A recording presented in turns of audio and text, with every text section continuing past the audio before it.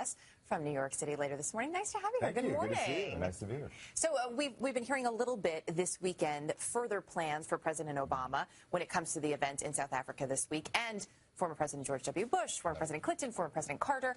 What, though, will their role be as U.S. presidents at these events? Well, I think just to be there, to pay tribute, to give it the sense of moment that it deserves, of international recognition that it deserves.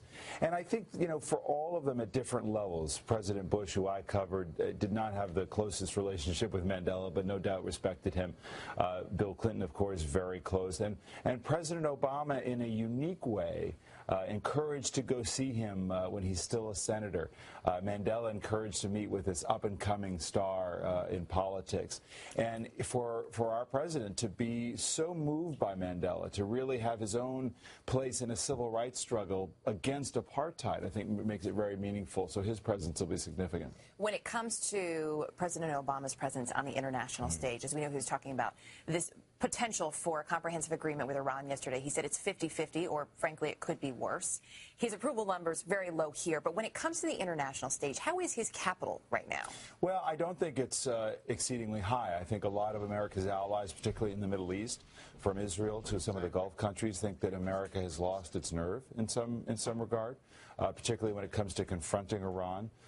So I think there is some difficulty with our credibility, because our economic standing has some impact as well.